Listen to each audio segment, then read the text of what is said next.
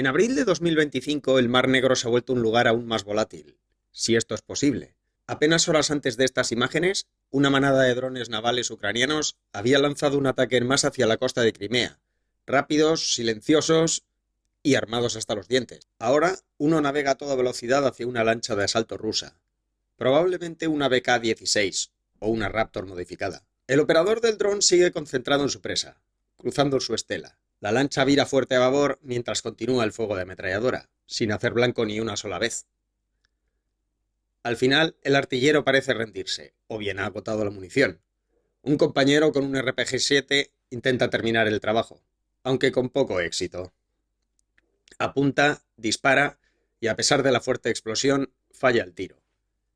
A pesar de todo, el dron sigue concentrado en su presa, acelerando e intentando alcanzarla, aunque otra lancha rusa y un helicóptero se hayan unido a la fiesta. Poco tiempo antes, uno de esos mismos USVs había derribado un caza Sukhoi 30SM con un misil antiaéreo. Estos USVs ya no son simples bombas kamikaze. Los ingenieros ucranianos los han convertido en auténticos matadores, capaces de derribar aviones y helicópteros con sus sistemas antiaéreos, o de destruir buques mediante cohetes o misiles.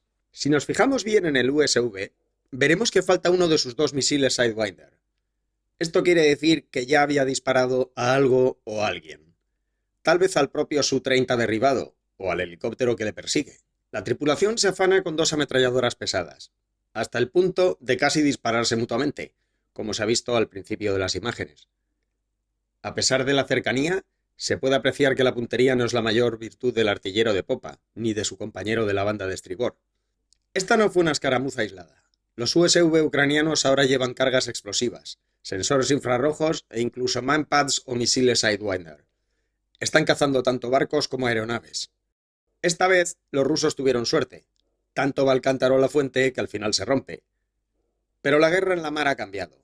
El próximo dron podría no fallar y no tendrá a bordo una vida humana que perder.